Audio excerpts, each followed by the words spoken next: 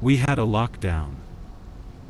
We were outside on the playground after lunch when we were rapidly herded inside.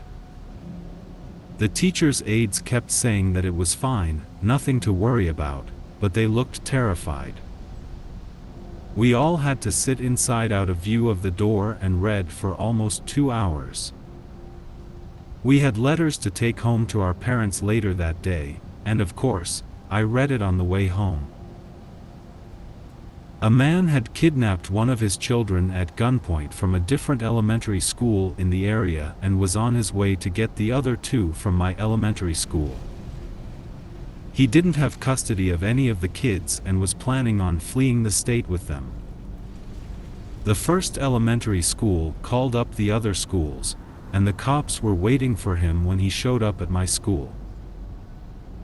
He turned himself over pretty easily, apparently, but he was armed.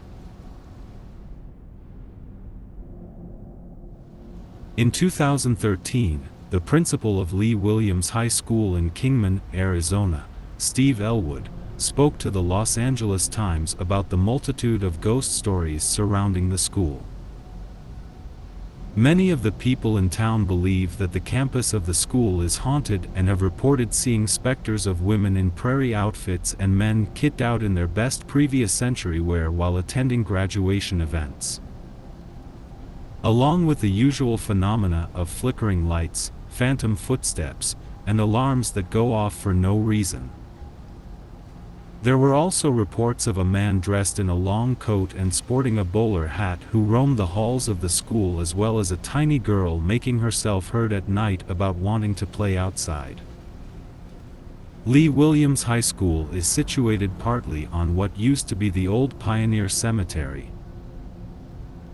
In 2013, during construction of the new school building, 11 graves, 7 coffins, and a multitude of artifacts were uncovered on the premises. Skeptics attribute the ghostly reports to wild imaginations, but the janitor of the school insisted that the stories were true.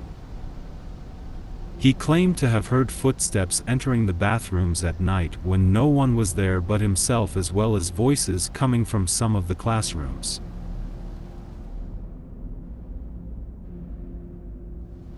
When I was in the 5th grade, my school was really isolated, surrounded by woods, and you had to drive down a long dead-end street to get to it, although I lived about a mile away, so I walked.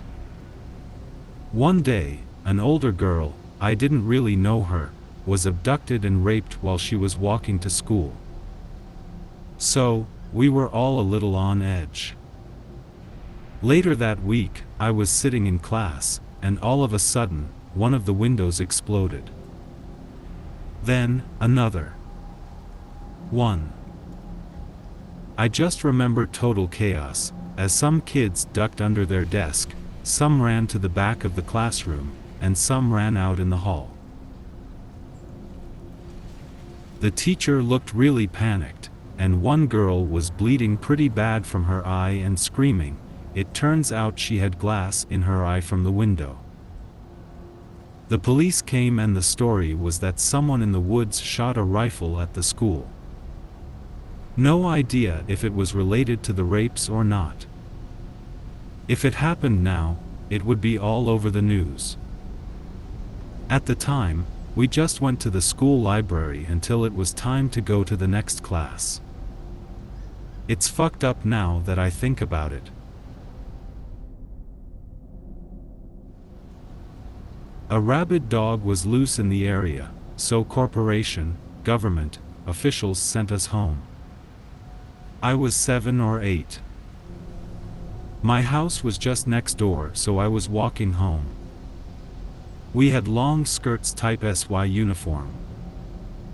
To enter my apartment, you needed to enter the complex's gate, walk across 2 small blocks and get to my block.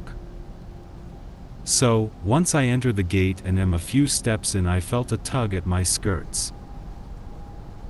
I just thought it was awkwardly poised and moved it, and in a couple of more steps, I felt another tug, so I turn around to see the rabid dog, mouth frothing, eyes red, almost as big as me, chewing my skirt and tugging at it.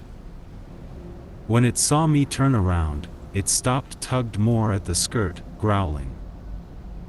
I had never been so scared in my entire life. It growled louder and I pulled harder. I knew I would not be able to win this. So I did what any stupid kid would do. I slowly took my skirt off and ran into the first block entrance, and climbed the stairs as fast as I could. By then, the pound officials heard the dog and caught up to it. I had run up some 6 floors out of sheer fear. I had and still have many nightmares of the black dog with the red eyes and frothing mouth chase me through those staircases, and I am still, to an extent, afraid of all dogs. In 1952, Julia F. Callahan, founder of the school in Lynn, Massachusetts, named after her, died. Teachers and pupils alike soon became convinced she never left the school grounds. From eerie whistling heard in the hallways to strange sounds emanating from the attic, Callahan's presence has become a familiar occurrence at the school. 3 pupils have reported doors being slammed in the library, while others claim to have seen the ghost of Callahan entering through an access door. In 2008, a 5th grader named Rachel Felice claimed that while she and her friend Nicole were in the bathroom down in the basement, they heard high-heeled shoes clicking over the floor. She and Nicole were the only ones in the bathroom. There is some dispute about exactly how Callahan entered the afterlife, with some claiming that a bookcase fell on her and crushed her. Other variations of her death include that she had a heart attack in her office or fell off the roof of the school building. The principal, Ed Termen, wouldn't be drawn into commenting on the stories and whether he believed them or not, but he did state that his view on Julia's ghost was a positive one and that all was well, as her spirit was most likely watching over the pupils in the school.